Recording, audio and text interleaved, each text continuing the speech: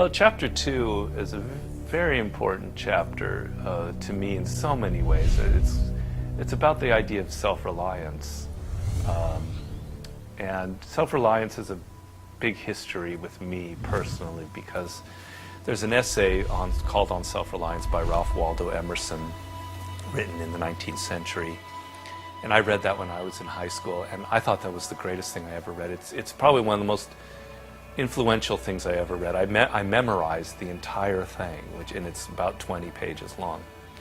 And the concept is, in so many ways in life, we're kind of running away from ourselves. We were born as an individual. Every single human being was born as a completely unique creation. Your DNA, your experiences, your brain, the way it's wired, there'll never be another one like you.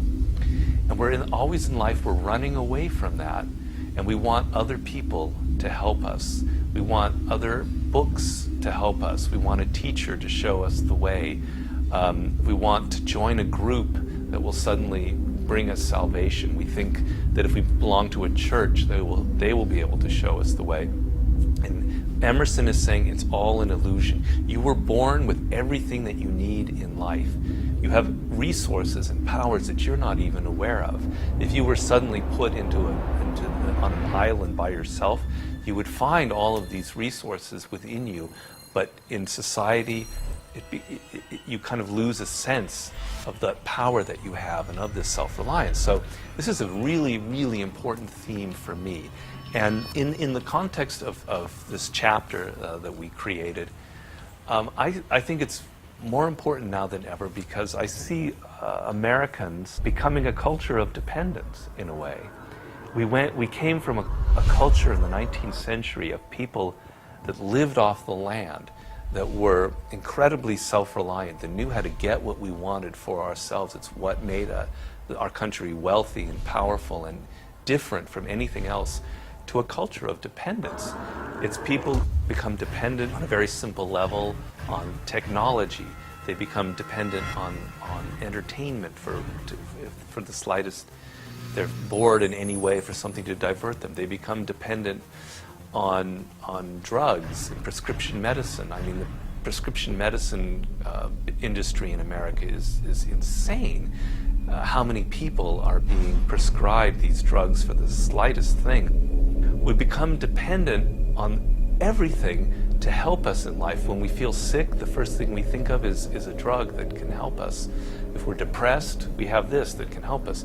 And we're not developing things from within. We're not developing our own skills and talents. So that, for instance, if you learn early on in life to read a book and to think for yourself, when you felt bored or you felt depressed, you would now have these resources that you could depend on, these thoughts, these ideas, these books, or it could even be a person, a guru or a mentor that you could trust.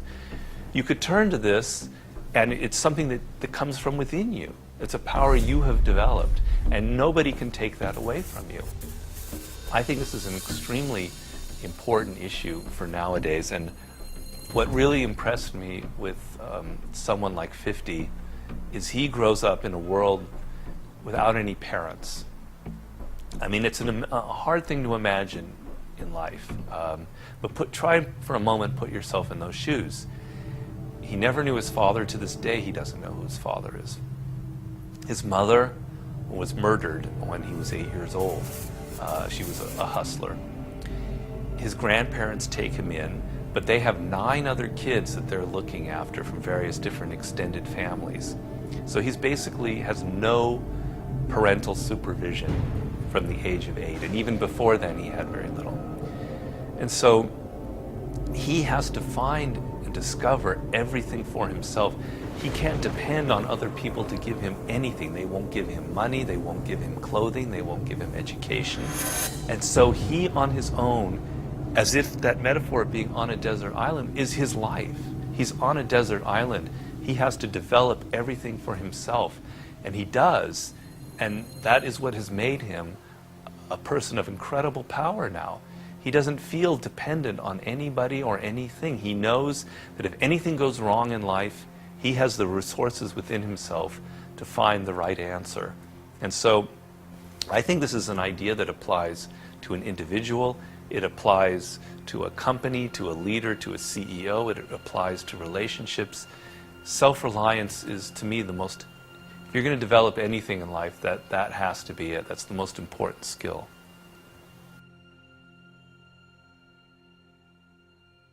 I'm not talking in here that you don't need other people, that you can be completely on your own, that you can go say, F you to everybody and just do things yourself. That's not at all the case. That's to take things and pull them to their extreme. And I have a whole chapter in there about how you must be connected very deeply to other people. But it must come from a position of strength. And what happens is most people come from a position of weakness. They glom onto other people or to groups or to churches or to political organizations because they feel empty inside and they need somebody else to fill them in. But when you feel strong and you feel certain of yourself and you know what makes you different and powerful and interesting and unique, now you're ready to have a relationship with a man or a woman, or to join a group, or to feel connected in a way that's much more powerful than if you come at it from this position of neediness and insecurity and dependence.